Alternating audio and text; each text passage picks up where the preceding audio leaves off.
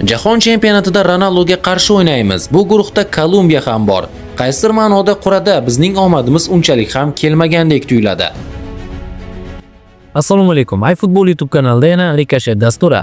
Jahon chempionati 2026 turniriga qur'a tashlandi va guruhda bizni Portugaliya, Kolumbiya va endi playoffdan chiqadigan 3 ta terma jamoa bor. Mana shunday guruh bizni qabul qilib oldi desak bo'ladi. AQShda o'tadigan mundial biz uchun biroz, ya'ni o'z tarixda birinchi marotaba mundial yo'llanmasini qo'lga kiritdik va shunda ham qiyinroq raqiblar bilan to'qnash kelyapmiz. Braziliya va Marokash kabi terma jamoalar bilan ham o'ynashimiz mumkin edi. O'zi shunga juda ham yaqin keldik va shu qur'aning boshlanishida katta ehtimol bilan Braziliya va Marokash o'sha savat guruhi bor-ku, o'shanga tushadi deb o'ylayotgan edik, lekin undan qolishmaydigan guruhga bizni joylab qo'yishdi. Portugaliya bilan o'yin rostdan qiyin kechadigandek tuyulyapti. Portugaliya jahon chempionatining hozirgi favoritlar top 5 ligida albatta Portugaliya nomi bor. U yerda Cristiano Ronaldo bor va Portugaliyaning bugungi tarkibi juda ham balanslashgan. Ya'ni himoyada ham o'sha Inacioni olamizmi, Semedo, Cancelo va bir qancha uyg'unlik bor. Renato Vega oxirgi paytlarda ko'rinish beryapti. Oxirgi mana o'yinni ham ko'rdik-ku, Armaniston bilan o'yinda 9-1 hisobida yakunlandi va o'shanda biz Portugaliyaning haqiqiy kuchini ko'rdik. Armaniston bilan o'yinda haqiqiy kuchini ko'rmadik, ya'ni jamoa bog'lamlarda, mobil tizimda va bir futbolchilar bir-birini yaxshi tushunadigan bo'lsa, Portugaliyani to'xtatish biroz qiyinroq bo'ladi. Hujumni yaxshi bilasiz, Joao Felix, Cristiano Ronaldo, Rafael Leao, sanavi esa juda ham ko'p va bu yerda Francisco Trincao bor. Yarim himoya juda ham kuchli. Endi umuman olganda men Portugaliyani tahlil qilmoqchi emasman. O'zbekistonning raqibi Portugaliya, eng katta raqibi Portugaliya bo'lib turibdi guruhda va biz Portugaliyani yutishga harakat qilamiz. Nasib qilsa balki yutib ham qolarmiz. Eng asosiy raqibimiz Kolumbiyaga aylanyapti. Kolumbiya terma jamoasi bu jahon chempionatida anchagina kuchli. Ya'ni nom jihatidan qarashyapti, hozir Portugaliya bilan tushib qoldik. Portugaliya bor bizning o'sha guruhimizda kuchli deyishyapti, lekin bu yerda Kolumbiya ham hasilakam terma jamoa emas va Kolumbiyaning ikkinchi o'rinni olish uchun, ya'ni Kolumbiya tomonidan qaraydigan bo'lsak, ular qaysi ma'noda xursand bo'lishdiki, biz ikkinchi o'rinni olamiz degan. Ammo lekin biroq O'zbekiston milliy terma jamoasi oxirgi o'yinlarda ko'ryapmiz, ana Misrni yengdi, Eronni yengdi va jamoada o'sish, rivojlanish, shu Cannavaroning o'sha sindirgan mexanizmi, ya'ni himoyani ushlab berish anchagina kuchaydi. Yangi Kaledoniya, Yamayka va Kongo milliy terma jamoalarining biri to'qnash keladi va bu bizga qaysi ma'noda jackpot bo'lib beradi. Bu terma jamoalar bilan o'yinda 3 ochkoni qo'lga kiritadigan bo'lsak va Portugaliya va Kolumbiya o'yinlaridan maksimal darajada 3 ochko yoki 1 ochkoni o'z hisobimizga jamg'aradigan bo'lsak, bizning playoffga chiqishimiz osonlashadi. Eng zo'r 3-o'rinlardan 8 tasi chiqadi-ku, mana shunda O'zbekiston chiqish ehtimoli baland bo'ladi. Ya'ni biz bunday niyat qilayotganimiz yo'q, shunchaki Portugaliya va Kolumbiya kabi terma jamoalarning borligi, u yerda o'ynayotgan yulduzli tarkib, yulduzlar va mashhur futbolchilar, ularning tajribasi yillar davomida bu terma jamoalar jahon chempionatida faol ishtirok etib kelishadi. Va shuni hisobga oladigan bo'lsak, biroz ehtimol bilan 3-o'rinni olishimiz ham mumkin.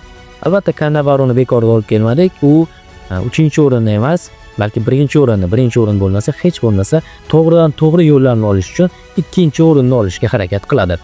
Bu mundialda 3-o'rin uchun kurash anchagina pikka chiqadi. Shu 1-, 2-o'rin uchun har bir savatga qaraydigan bo'lsak, o'sha yaqqol katta gigant terma jamoalar bor va 3-o'rin uchun kurash menimcha 2026-yilgi jahon chempionatida eng ustuvor vazifalardan biriga aylanib boradi.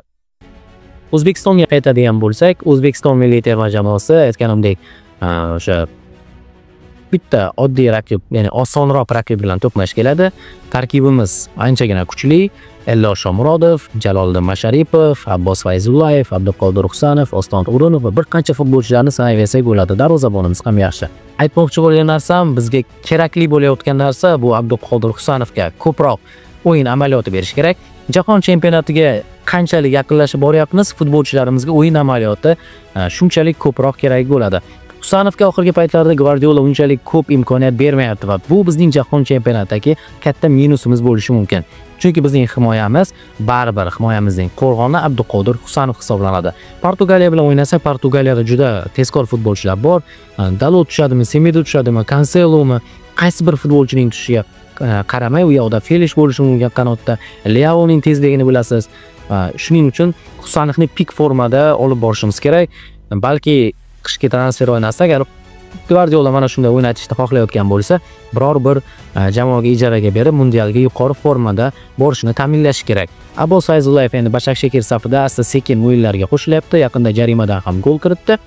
Eldor Shomurodovni bilasiz, yuqori formada, Oston O'runov yuqori formada boryapti. Cannavaro rostdan ham bu o'sha futbolchilarni yuqori formada, pik formada olib boradigan bo'lsa, jahon chempionati play-offiga chiqishimiz mumkin. Sarrafasiga endi bir to'xtaladigan bo'lsak, ya'ni omadimiz kelmadi, quradi degan bir fikrni aytib o'tdik va katta ehtimol salaba titrda ham mana shu bo'ladi. Oson guruhlar ko'payib ketdi. Oson guruhlar ko'paydi va ancha-muncha terma jamoalarga o'sha guruhdan chiqish osonroqdek tuyulyapti. Faqat mana bu Portugaliya guruhi allambalo bo'lib ketdi. Portugaliya, Kolumbiya, O'zbekiston, O'zbekistonga ham past baho berishmaydi. Shuning uchun ham bu jahon chempionatining eng qiyin guruhlaridan biri. Agarda Yamayka, Kaledoniya yoki o'sha Kongo terma jamoalarining biri pastga tortmasa, bu ham kuchli. Fransiyaga tushib qolishimiz mumkin edi. Fransiya bilan o'ynashimiz mumkin edi, lekin bu yerda jang bo'lishi aniq bo'ldi. U guruhga bormaganimiz ham yaxshi bo'ldi qaysidir ma'noda. Bora olmasdik, chunki Norvegiya bilan biz bitta savatda edik. Fransiya o'zi bilan to'qnash kelardik. Biz uchun qura Ronaldoni taqdim etdi. Biz uchun qura osonroq bitta terma jamoani taklif etyapti. Chunki bu yerda Italiya ham bo'lib qolishi mumkin edi. Shuning uchun ham aytyapman, Irlandiya bo'lib qoladigan bo'lsa ham, hattoki Portugaliyani yutganini ko'rdingiz, bu ham oson raqib bo'lmasdi.